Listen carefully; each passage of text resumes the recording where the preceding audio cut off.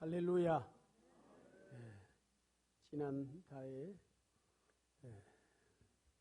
1년이 훨씬 넘어서 처음으로 설교를 하고 앞으로 한 1년 남은 기간 동안 한 달에 한 번씩 하나님 힘 주시면 지난 세월 사역을 돌아보면서 함께 은혜를 나누도록 말씀을 증거할 것을 약속을 했습니다. 오늘도 추수감사주의를 한 주 앞두고 말씀을 증거할 때 읽은 본문 속에 특별히 골로새서 2장 마지막 부분 한번 따라서 해보시기 바랍니다. 7절 마지막 부분입니다. 믿음에 굳게 서서 감사함을 넘치게 하라. 성경에 우리 성도들의 삶은 기뻐하고 감사하는 것이 기본입니다. 데살로니가전서 5장 16절에서 18절에 보면 항상 기뻐하라. 범사에 감사하라. 이것이 그리스도 예수 안에서 너희를 향하신 하나님의 뜻이니라. 그래서 우리 성도들의 믿음 생활의 기본이 감사와 기쁨이에요. 어떤 경우도 범사에 감사해라. 오늘 본문에 보면은 믿음에 굳게 서서 감사를 아예 넘치는 감사를 해라. 그런데 현실은 정반대입니다. 99.99%가 기뻐하고 감사할 일보다는 걱정스러운 일이 끊임없이 찾아옵니다. 두려운 일, 염려스러운 일, 심지어 원망스럽고 불평스럽고 두려움과 절망과 좌절이 불안과 염려가 끊임없이 우리를 짓누르고 인간관계나 가정에서나 직장에서나 교회에서나 어디서나 갈등이 있고 분쟁이 있고 아픔이 있어요. 우리의 의식주를 기본으로 하는 삶의 무거운 짐은 우리에게 감사 기쁨보다는 두려움과 염려를 항상 가져다 줍니다. 자, 그런 현실 속에서 하나님은 성경 말씀을 통하여 항상 기뻐하고 범사에 감사하라는 거예요. 그 엄청난 괴리를 이율배반적인 현실을 어떻게 극복하고 우리가 범사에 그리고 넘치는 감사를 하는 그런 믿음의 생활을 할 수 있을까? 이것을 잘 극복하고 감사의 생활을 할 수 있는 성도는 믿음에 승리하는 성도요. 하나님의 참된 은혜와 복을 받는 성도가 되는 줄로 믿습니다. 여기 가까이 우리 교회에서 멀지 않은 곳에 분당에 목욕탕 교회로 별명이 붙어있는 교회가 있어요.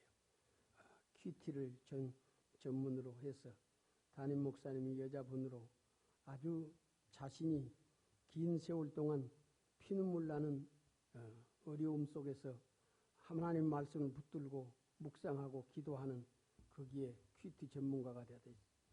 그런데 하나님 앞에 자녀들이 수능 시험을 지금 이번 주도 앞두고 있는데 목사님 자녀가 오수를 돌아가면서 해가지고 얼마나 성도들 보기에 민망하고 또 그건 둘째치고 자녀에게 자꾸 낙방의 고배를 마시는 자녀에게 감사한금하라 그랬어요? 하라 그러겠어요? 불평하는 헌금하라 그러겠어요?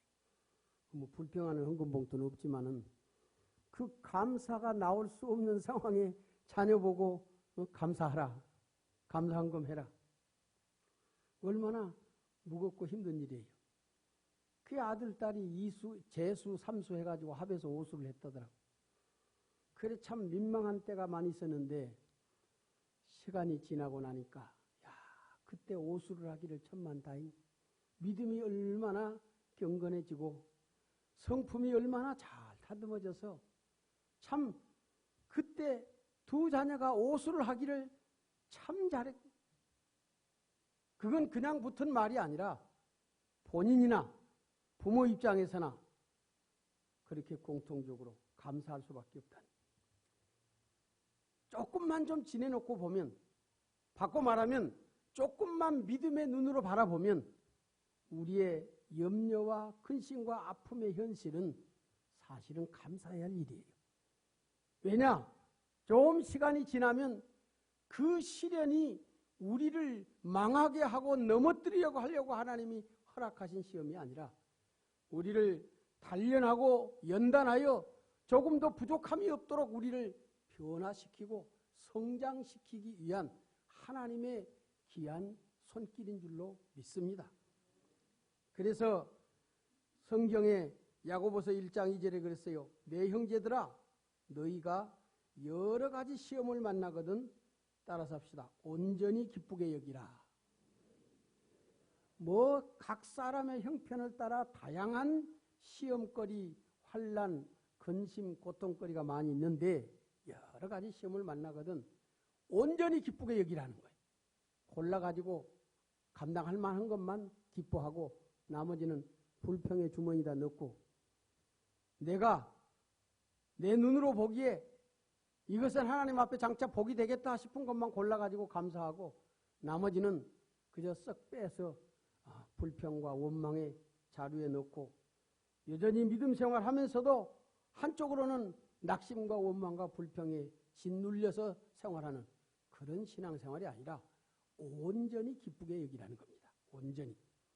베드로전서 1장 6절에도 보면 너희가 여러 가지 시험을 인하여 잠깐 근심하게 되지 않을 수 없으나 여러 가지 시험을 만나면 일단 근심 걱정이 되지요. 안 될 수가 없지 않습니까? 그런데 오히려 크게 기뻐하도다. 오히려 크게 기뻐하도다. 바꿔 말하면 오늘 현실로 말하면 우리 서강교회 성도들 집사님 장로님 가정에 여러 가지 시험과 환난이 닥쳐왔어요. 그런데 그 시험과 환난으로 인하여 눌리고 근심하는 그 가정에 대하여 담임 목사님이 나는 집사님이 여러 가지 환난과 근심과 시험을 당함으로 인하여 크게 기뻐합니다. 목사님이 정신이 어떻게 됐나? 내가 이렇게 여러 가지 시험을 당해서 환난을 당해서 지금 근심에 눌려 있는데 목사님 얼굴이 환해가지고 크게 기뻐합니다. 크게, 그것도 작게도 아니고. 어찌 되겠어요? 믿음의 눈으로 장래를 바라보고 기뻐하는 것인 줄로 믿습니다. 그래서 우리 성도들은 모든 시련과 환난을 오늘 우리 현실의 눈에 보이는 그대로 받아들이지 말고 그것을 믿음으로 받아들여서 믿음에 굳게 서서 믿음으로 현실을 판단해서 이 오늘의 시련이 장차 하나님 앞에 참된 복이 되고 하나님의 영광이 되고 칭찬이 되고 하나님의 쓰실 만한 그릇이 되고 하나님의 마음에 합한 사람이 되도록 만들고 하나님이 약속한 복을 주시는 우리가 감사하는 바를 더 넘치게 이루어 주시는 그 날을 믿음으로 바라볼 때 오늘의 시련은 도리어 우리에게 감사와 기쁨이 될 줄로 믿습니다. 내년 말까지 은퇴하기 전에 한 달에 한 번씩 설교를 하면서 지난 세월 부름을 받고 복음 사역을 하기까지 또한 그 과정의 이야기를 시간이 허락하는 대로 간증처럼 함께 성도들과 나누고자 그렇게 얘기를 했습니다. 지난 10월에 설교할 때 얘기한 것처럼 제가 소명을 받고 소명의 확신을 얻고 이제 서울의 노년 국민학교를 마지막으로 해서 사임을 하고 집을 팔아 헌금을 하고 정리를 하고 그리고 신학을 가고 새 출발하는 과정에 특히 남도 아니고 나를 지도하는 우리 금광교회 선병훈 목사님이 최집사 할머니가 계시고 애들이 있는데 자네가 지금 직장을 간두면 누가 밥 먹여 살릴 건가? 신학을 간다고 누가 밥 먹여 주는가? 뭐 대책도 없이 어떻게 가려고 하는가? 추천서는 절대 안 써주네. 갈 생각 마소. 그런데 나는 어떻게 했습니까? 부르심의 확신을 가지고 나아가는데 아닌가 아니라 현실은 그 말씀이 맞아요. 내가 사표고 나오면 누가 생활비를 갖다 줍니까? 그 삽니까? 그러니까 더 한편으로는 겁이 나는 거예요. 하다가 또 이렇게 후회하고 되돌아서면 이게 내 망신도 망신이지만 하나님 망신 아니요. 그래서 겁이 나니까 생각하다가 교육청을 찾아갔어요. 찾아가서 이 교사 자격증 없애는 방법이 없습니까? 왜요? 그때만 해도 막 서울의 교사들이 아주 인기가 있을 때니까 왜 그러냐고. 아니 그럴 일이 있어 그렇다고 교사 자격증을 아무래도 없애버리는 게 좋겠다고. 그러니까 정말이냐고. 정말이다. 그러니까 정말이면 교사 자격 박탈 동의서를 3통을 해서 인감도장을 찍어갖고 가져오래요. 박탈 동의서를, 자격 박탈 동의서를. 그래서 3통을 만들어다 갖다 주고 교육청에서 자격증을 없애버렸어요. 지금도 총신재단이사로 갈 때 자격증을 가져라 그러면 안 됐을 텐데 근무 경력 증명서만 가져라 그래가지고 근데 자격증 없어요. 왜 없앴냐? 하다가 힘들면 다시 복직할까봐 간두고 다시 교직에 복직할까봐 아예 없어요. 근데 헌금 문제나 생활 문제나 참 40여 년을 살면서 집사람이 늘 고마운 건 한 번도 돈 걱정하지 않고 반대하지 않고 걱정하는 빛 보이질 않아. 내가 걱정을 했으면 했지. 그래서 너무 참 감사한데 그 자격증 박탈한다고 그러니까 집사람 그렇게 하래요. 그래야 없애보니 배수진을 친 거지.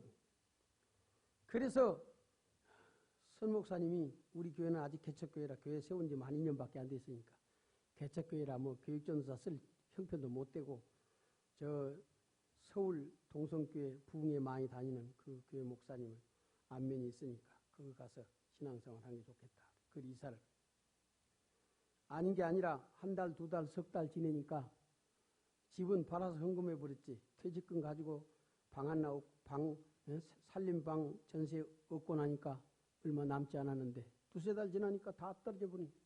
그래 혼수품 있는 대로 하나씩 다 그냥 팔기는 아깝고 마음이 아프니까 되찾을 것처럼 전당포에다 맡겼다가 그 다음에 시간 좀 지나면 팔아먹고 마지막 폐출이 이 사진기 마지막으로 다 팔아먹고 팔아먹을 게 하나도 없으니까 하나도 없으니까 할머니가 계셨어. 이놈 자식 그냥 고등학교만 나와서 집에 문제 녹딱 가지고 농사 짓고 살자니까 왜 대학은 가가지고 서울 와서 이제 돈 떨어지고 쌀 떨어지고 나무집 3방에 이게 집안에서 큰 소리 치고 사시던 어르신인데 이게 뭐 나무집 새 사는 걸 아주 창피스럽게 생각하니 그냥 눈물 흘리면서 그냥 원망을 하시니 얼마나 민망하니 돈은 다 떨어지고 그래서 내 책임이니까 내가 굶지 삼각산 기도원으로 가서 금식 기도를 하고 금요일 날 내려와.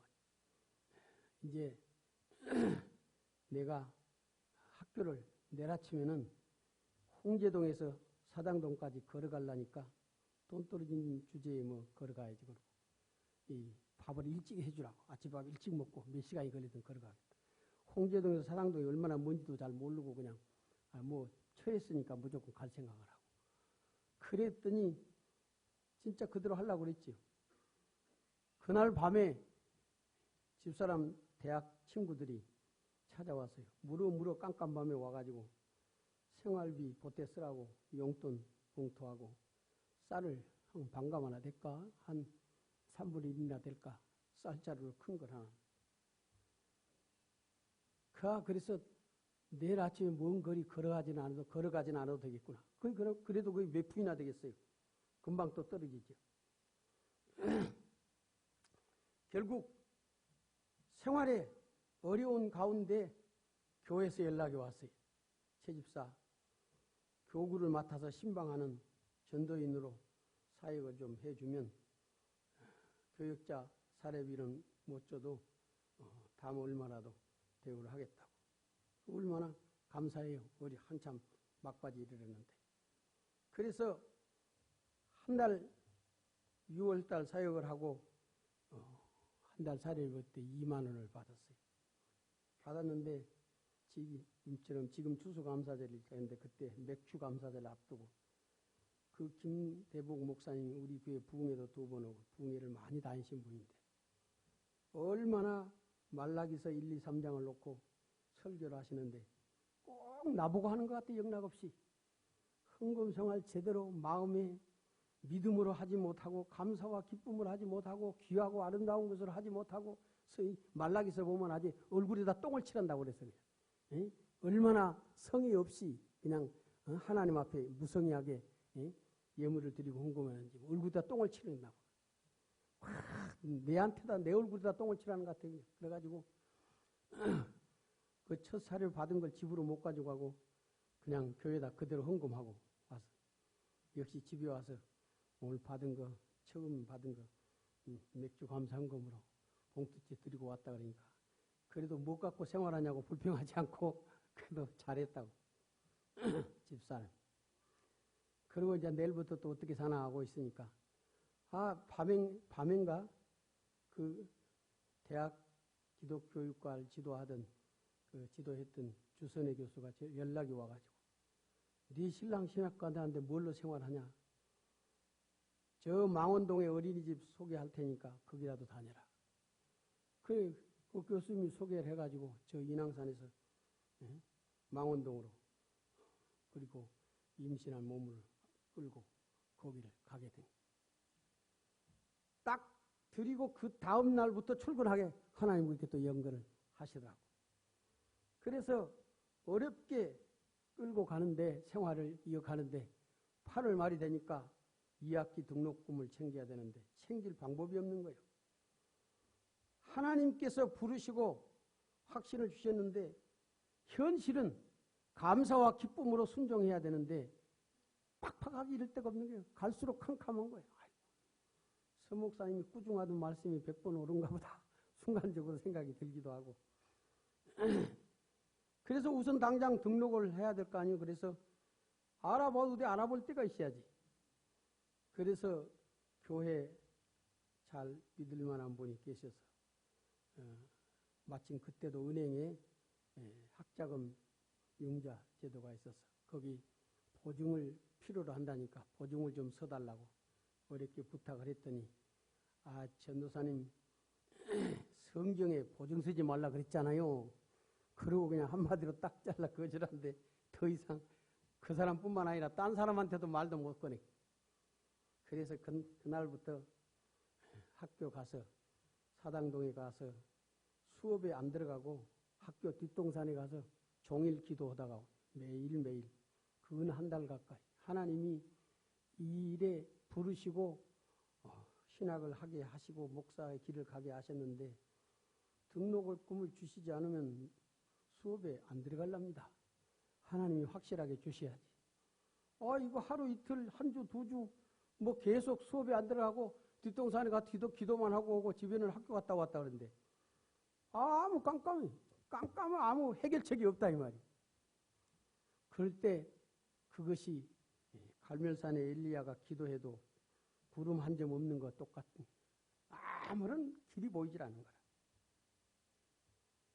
그래도 매일 이제는 하나님하고 씨름하는 수밖에 창피하게 누구한테 뭐 성경에서도 보증 서지 말랐던데 보증도 못 받는 상황에서 뭐 어디 가서 손을 내밀고 빌리겠어. 그래서 기도하던 중에 경찰 유가족이거든 저희가 유자녀라 원어청에 볼 일이 있어서 갔더만 세상에 서울 북부지청에 그 관할 서청에 갔더니 저 시골 고향에 국민학교 동기 친구가 거기 원어 계장으로 와 있지. 아니 너 농업고등학교 나와서 병아리 키우느라고 바쁘던 놈이 어떻게 여기 앉았냐 그러니까 쫄딱 다 망해버리고 공무원 시험 쳐가지고 빙빙 돌다 보니까 여기 와 있다. 그러면서 소문 어떻게 들었는지 너 뭐 신학교 갔다면서 생활은 어떻게 하냐 어떻게 하긴 하면 어떡하냐. 그랬더니 야 장학제도가 금년부터서 대학생까지도 도와줄 수 있는 제도가 생겼다.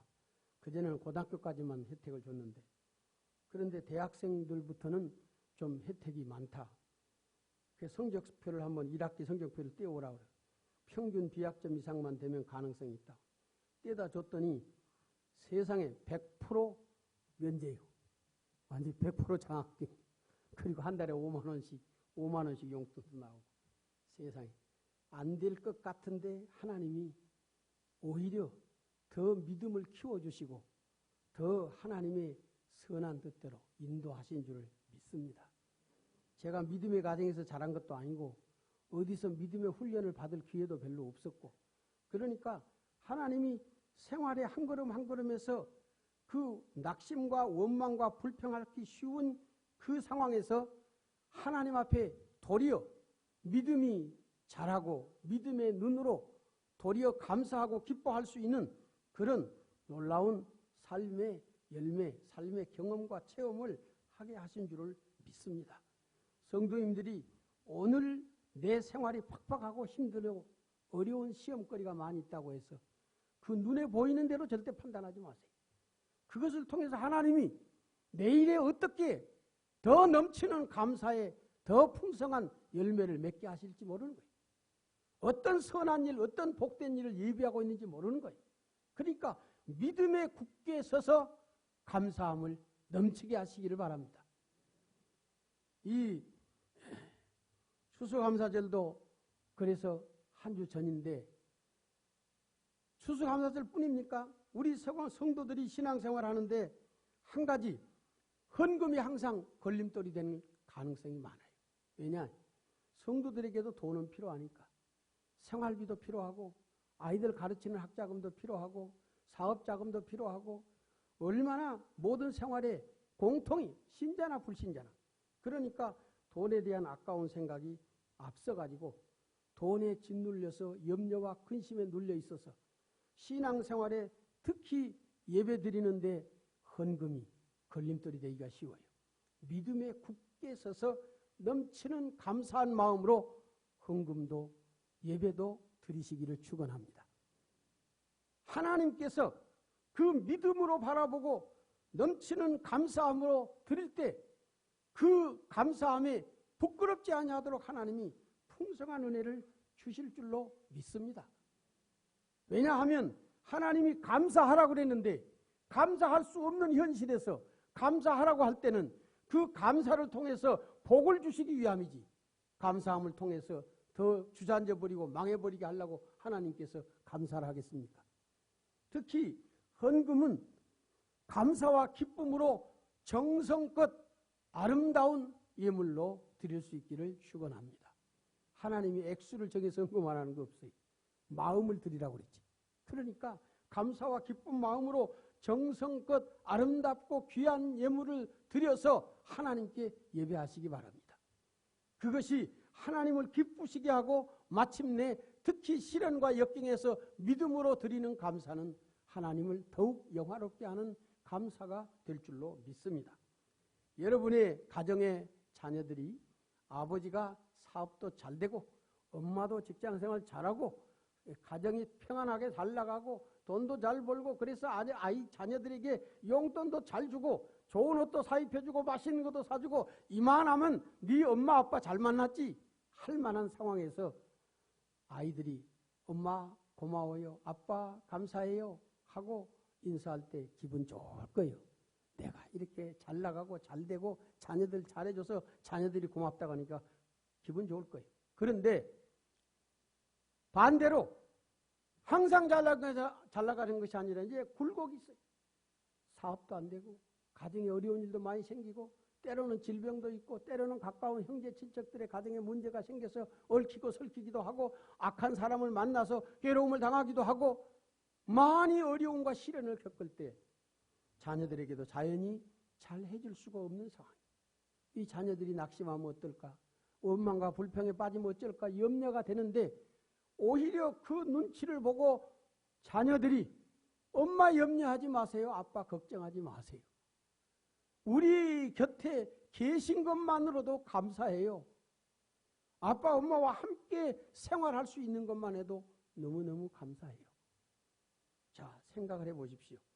잘 나갈 때 감사하는 자녀들의 감사와 어려울 때 도리어 감사하는 자녀들의 감사 어느 감사가 부모를 더 기쁘게 하겠어요?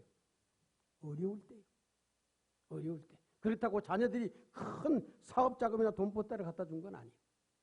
우리가 하나님보다 더 부자입니까? 더 능력이 많습니까? 어림도 없지요. 그러나 어려울 때에 도리어 믿음에 굳게 서서 하나님 앞에 감사함으로 찬양하고 감사함으로 기도하고 감사함으로 예배드리고 감사함으로 형편대로 정성껏 헌금도 드리고 봉사도 하고 그러십시오.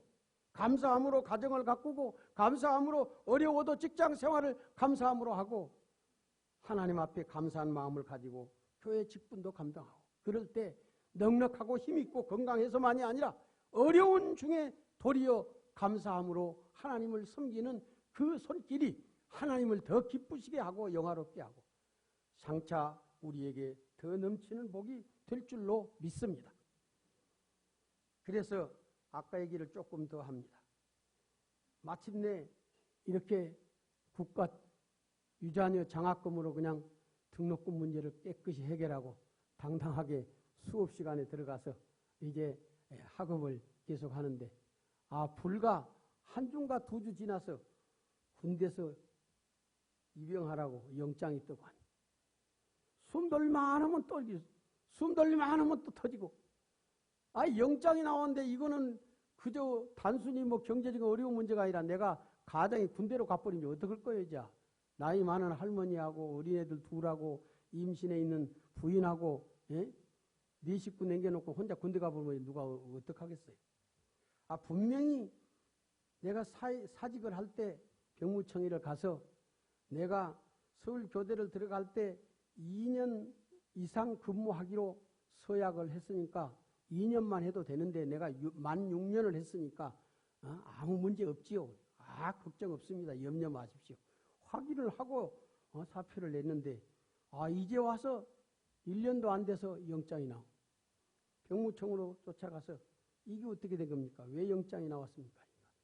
이거 영장이 나올 수 없는 것인데 이게 대통령령이 8년으로 바뀌어가지고 이렇게 영장이 나왔는데 이건 행정소송감입니다. 이건 분명히. 그런데 선생님 행정소송 해봐야 돈만 들고 시간 걸리고 그러느니 단기 복무니까 그냥 한 1년 갔다 와버리게 낫습니다. 이러고 있어요. 가만히 생각해보면 그 말이 맞지. 이거 뭐 소송 온다 쫓아다니고 뭐 그런 상황도 아니고. 그래서 영장을 들고 인왕산 제일 높은 집에 전세금을 빼먹느라고 아래 동네에 있다가 인왕산 제일 높은 싼 집으로 옮겨가느라고 그 산비탈에서 물찌개를 지고 동네에서 물을 받아가지고 먹고 사는데 그 영장을 들고 히스기야 왕이 편지를 가지고 성전에서 기도하듯이 집으로 가지고 와서 눈물 어린 찬송과 기도를 드리 주날개 및 419장 그 평소에 잘 안 부르던 찬송인데 마음에 그렇게 감동이 되고 찬송이 이렇게 나와요. 하여튼 마음이 가라앉을 때까지 믿음과 용기를 주실 때까지 계속 눈물을 흘리며 그 찬송을 부르고 기도를 하죠. 한 1시간쯤 지났을까 보니까 마음이 믿음으로 진정이 되고 그렇지 하나님께서 나를 버리시겠나? 부르신 그 뜻을 하나님이 저버리시겠나? 반드시 길을 열어주시겠지. 그래서 확신과 용기가 하나님으로부터 오니까 마음이 밝아지고 희망이 넘치고 찬송이 바뀌어서 주 날개밋이 아니라 허락하신 새 땅의 여수와 본바다 앞으로 가세 막 군과 같이 힘차게 부르면서 뛰어다녔어요. 인왕산 중턱에서 저 수색 사단 본부로 서울 시내는 방위병 근무를 하려고 지원을 하면 동기생들 뭐 학부형들 아는 사람 쫙 갈려서 어디로 가면 또 다 만나게 되고 그래서 아예 군대 사단 본부로 발령을 자원을 했더니 저 수색 사단 본부라 버스 타는 시간 빼고는 찬송 부르면서 힘차게 뛰어다니는데 얼마나 신바람 나게 다니 뭐 주저함이나 부끄러움도 없이 하나님께서 그렇게 새 힘을 주신 줄로 믿습니다. 얼마나 감사할 일인지 몰라요.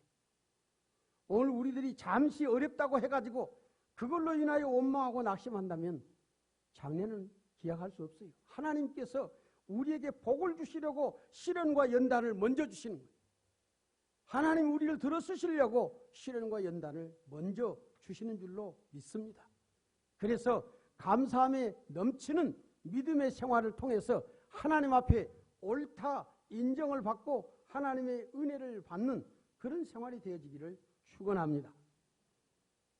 달력을 만드는 회사로 많이 알려져 있긴 하지만은 지능, 문화, 주식 회사를 비롯해서 6개 계열사를 거느리고 자신이 섬기는 본 교회는 물론이고 교단 총회와 국가사회적으로 많은 봉사를 하시는 이 박병진 장로님, 수년 전에 자기 자서전 간증집을 책을 냈는데 제목이 따라서 봅시다. 나의 믿음은 오직 감사.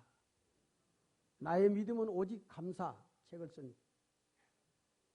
서산에서 충남 서산의 빈농가에서 출생한 분으로서 너무너무 집이 가난해가지고 남편 신랑이 신부에게 세울 만한 신앙인으로서 세울 만한 자존심이 하나도 세울 게 없고 너무 가난해서 해준 것도 없고 살림도 형편없고 해서 이 신랑이 눈물로 기도하면서 하나님 앞에 결단을 하고 서원을 신부를 불러가지고 보다시피 이렇게 너무너무 어려워서 아무것도 기약할 수 없고 해줄 수 없는 이 상황인데 가진 것은 믿음 하나밖에 없습니다.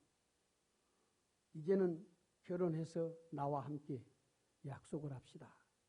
하나님께서 성경에 감사하라 그랬으니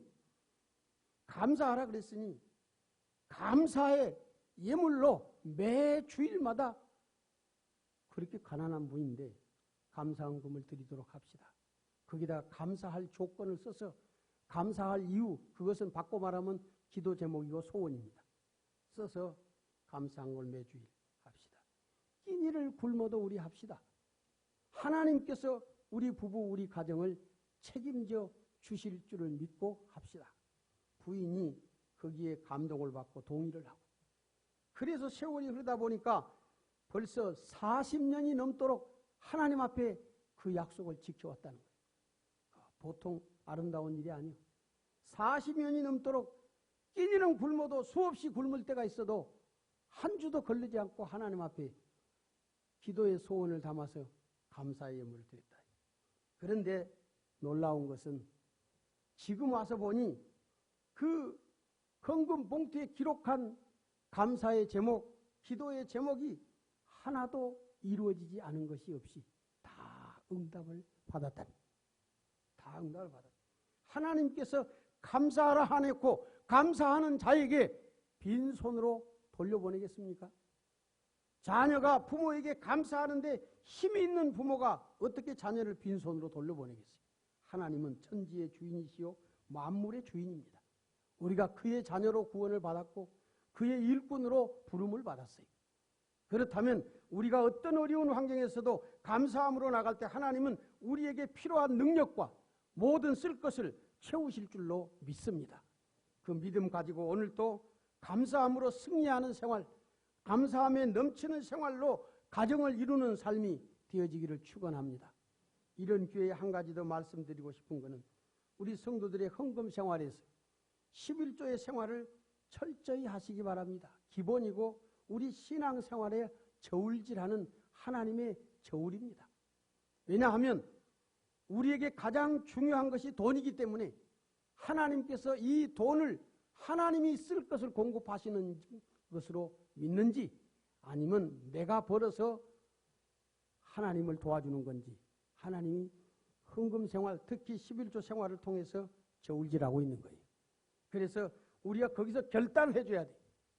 돈이 문제가 아니라 내 생명도 하나님의 것이고 하나님이 내게 쓸 것을 채우시고 내 생명을 지키시는 하나님, 더 나아가 썩을 육신을 넘어 영생을 주시고 천국을 주신 하나님인 줄로 믿습니다. 그것에 그 헌금 생활의 기본이 11조 생활이에요. 어떤 이들은 잘못 생각하고 율법 시대에 하는 얘기하고 천만에요. 모세 율법이 있기 전에 아브라함 때에 야곱 때에 하나님 앞에 11조의 생활을 하는 모습을 봅니다. 예수님께서도 의와 인과 실을 버렸다고 책망하면서 이것도 하고 저것도 11조의 생활도 하라고.